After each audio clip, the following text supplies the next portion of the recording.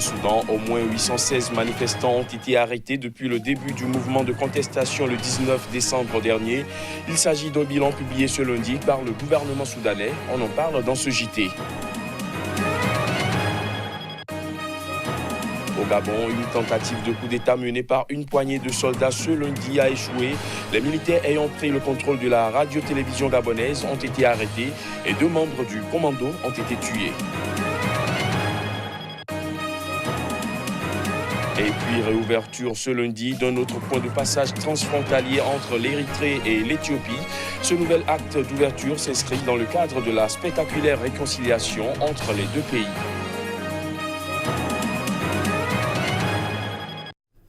Voilà pour les titres. Bonsoir à tous. Au Soudan, au moins 816 manifestants ont été arrêtés depuis le début du mouvement de contestation. Il s'agit d'un bilan publié ce lundi par le ministre soudanais de l'Intérieur. Le mouvement déclenché le 19 décembre par la hausse des prix du pain et qui a fait 19 morts selon les autorités s'est depuis transformé en des protestations antigouvernementales. Le nombre total de manifestants arrêtés au Soudan depuis le début du mouvement de contestation déclenché le 19 décembre dernier est de 816. Il s'agit de chiffres officiels annoncés par le gouvernement soudanais. Le ministre de l'Intérieur a fait état de 381 manifestations en tout depuis le début du mouvement de contestation déclenché par la hausse des prix du pain. Il a également précisé que 118 bâtiments, dont 18 de la police, avaient été détruits au cours des manifestations qui ont gagné plusieurs villes du pays, y compris la capitale Khartoum. En outre, 194 véhicules ont été incendiés, dont 15 appartenant à des organisations internationales. Au moins 19 personnes, dont 2 membres des forces de sécurité, ont été tuées depuis le début de la contestation, selon les autorités. Amnesty International a pour sa part fait état de la mort de 37 manifestants et l'ONU a appelé à une enquête indépendante. Dimanche, 2 petits groupes de manifestants s'étaient encore rassemblés dans des quartiers du centre-ville à Khartoum pour une marche en direction du palais présidentiel, mais la police anti-émeute les a dispersés à coups de gaz lacrymogène. En bref, au Gabon, une tentative de coup d'État menée par une poignée de soldats ce lundi a échoué. Un groupe de militaires est apparu lundi à l'aube à la radio-télévision nationale à Libreville, appelant à un soulèvement et annonçant la prochaine formation d'un conseil national de restauration de la démocratie. Mais le calme était revenu quelques heures plus tard. Les 5 militaires ayant pris le contrôle de la radio-télévision gabonaise ont été arrêtés et 2 autres membres du commando ont été tués. Les forces de sécurité ont été déployées dans la capitale afin de maintenir l'ordre. Cette tentative de putsch, il faut le préciser, intervient alors que le président Ali Bongo, malade, est absent depuis 2 mois et demi. Réouverture ce lundi d'un autre point de passage transfrontalier entre l'Érythrée et l'Éthiopie. Ce nouvel acte d'ouverture s'inscrit dans le cadre de la spectaculaire réconciliation entre les 2 pays. Le président érythréen Isaias Afewerki et le premier ministre éthiopien Abiy Ahmed ont assisté à la cérémonie. Le président érythréen Isaias Afewerki et le premier ministre Abiy Ahmed ont rouvert ce lundi un autre point de passage frontalier dans le cadre de la spectaculaire réconciliation entre leurs 2 pays. En septembre, 2 postes frontières avaient rouvert après être restés fermés pendant 20 ans depuis la guerre qui avait opposé les 2 pays voisins, notamment en raison d'un différend territorial. Ces postes frontières avaient cependant été à nouveau fermés en décembre sans qu'aucune explication ne soit donnée. Mais la réouverture ce lundi d'un point de passage entre les 2 pays est un nouveau signe de la normalisation garantissant la libre circulation des biens et des personnes entre l'Éthiopie et l'Érythrée. Ancienne province de l'Éthiopie, l'Érythrée a déclaré son indépendance en 1993 après avoir chassé les troupes éthiopiennes de son territoire 2 ans plus tôt.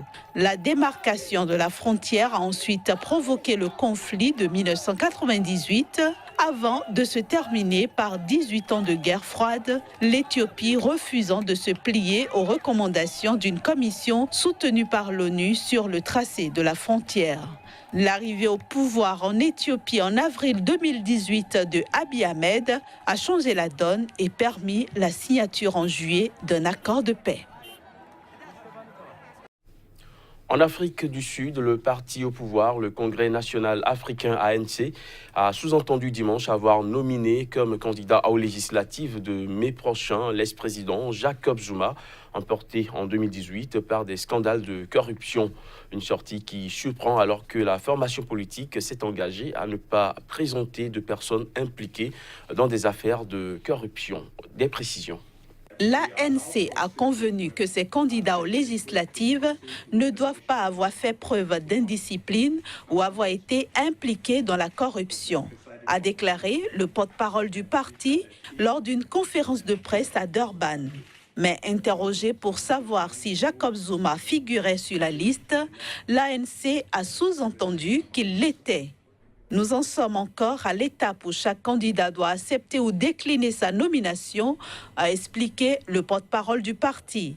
Nous ne voulons pas miner ce processus.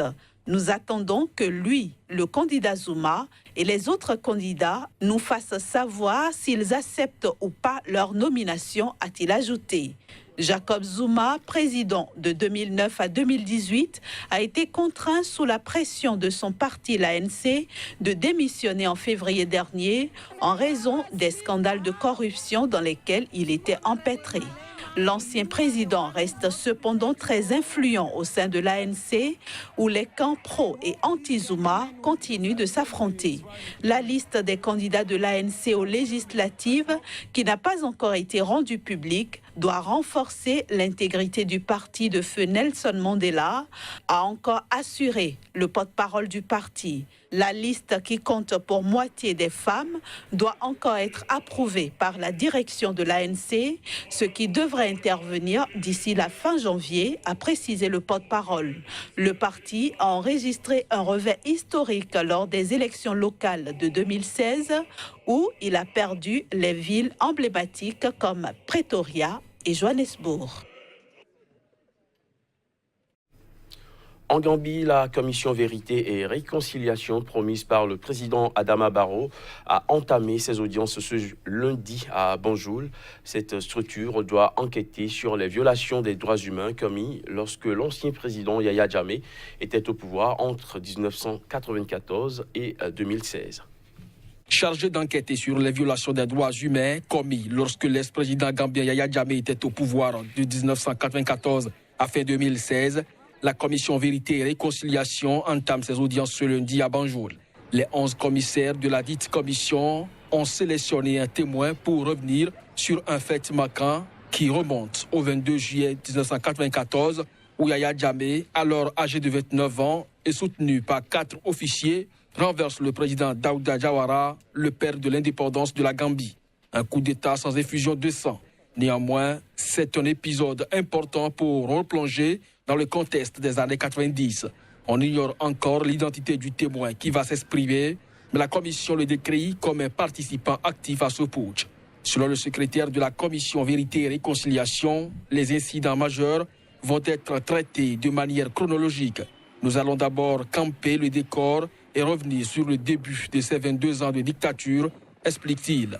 Le mandat de notre commission est de mener des enquêtes et de répertorier l'ensemble des violations des droits de l'homme commises entre juillet 1994 et fin 2016.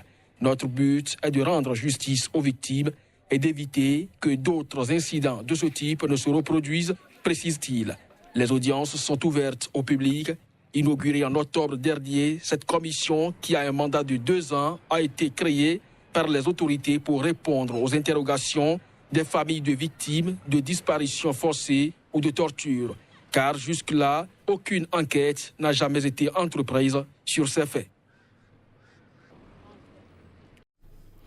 Au Bénin, le paysage politique a enregistré la naissance d'un nouveau mouvement politique dénommé Mouvement citoyen du Bénin. Son congrès constitutif s'est tenu ce week-end à Cotonou. Reportage. Aller plus loin, c'est encore possible. C'est autour de ce slogan que les initiateurs du mouvement citoyen du Bénin prônent une aube nouvelle pour le pays. Les citoyens de ce pays, dont nous sommes une partie importante, vivent une précarité sans égale. Tous les domaines de l'État sont impactés. L'emploi, la santé, l'éducation et la formation. L'État ne joue pas son rôle protecteur des plus faibles. Réunis à la Maison du Peuple d'Agla lors du congrès constitutif, hommes, femmes et jeunes nourrissent l'ambition de restaurer les valeurs citoyennes au Bénin pour sortir de la précarité. Nous allons parvenir à transformer notre destin. Il nous faut juste le courage. C'est le prix à payer.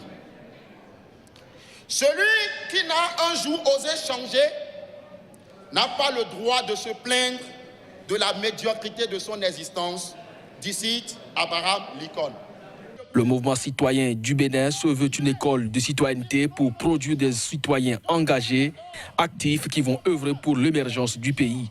Car ici, l'inaction vaut défaite.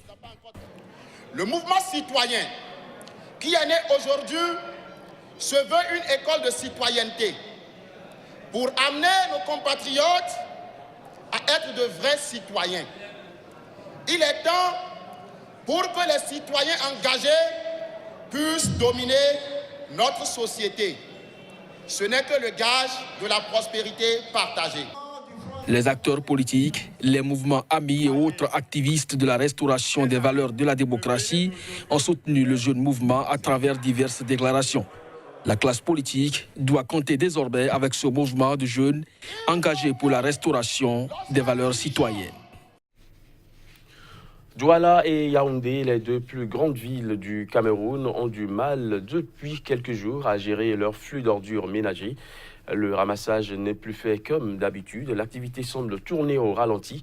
Selon des responsables de l'entreprise Hygiène et Salubrité au Cameroun, ISACAM, en charge du ramassage d'ordures, cette situation est due au non-paiement de ces factures par l'État camerounais. Reportage Narcisse Oum. Les habitants des grandes villes du Cameroun voient des montagnes de déchets s'entasser dans les rues et près des maisons, dégageant une odeur nauséabonde. L'inquiétude de la population devient grandissante, surtout avec l'arrivée de la saison sèche. Celles-ci sont ainsi contraintes de vivre ce calvaire d'un autre genre. La poubelle, là, ça sent déjà trop même. On n'arrive même pas à supporter. Les riverains déplorent en outre la prolifération des moustiques et craignent le développement du paludisme si rien n'est fait pour juguler le problème. Observant que les citadins n'adhèrent pas, moralement et pratiquement à prendre leurs responsabilités au niveau qui est le leur, dans la précollecte des ordures ménagères et le respect de leur environnement, la Société de collecte d'ordures ménagères ISACAM, entendez, Hygiène et Salubrité du Cameroun s'est battue pendant les fins d'année pour rendre les villes propres. Par ailleurs, les responsables de cette entreprise signalent qu'ils font face à 7 mois de prestations impayées par l'État du Cameroun. C'est pourquoi, depuis quelques jours, l'embellie qu'on observait ces derniers temps dans la ville de Douala s'est estompée. Nous avons des camions, mais s'il n'y a pas le carburant, parce que je me dis, avec le nouveau camion, on ne peut pas avoir les problèmes d'amortissement, donc des pannes instantanées, on peut encore tenir. Mais si le carburant, qui est la matière première, n'y est pas, nous serons coincés. Donc il faut absolument qu'on ait des paiements, que vous sensibilisez également le gouvernement, les communautés urbaines qui paient les prestations. Bien loin de toutes les raisons avancées par ISACAM, les populations n'attendent qu'une chose, voir la ville débarrassée de toutes ces immondices, afin que Douala Poubelle devienne Douala la Belle, où il fait bon vivre. C'est le même souhait de côté de Yaoundé, la capitale politique du Cameroun. Fin de ce JT, merci de l'avoir suivi.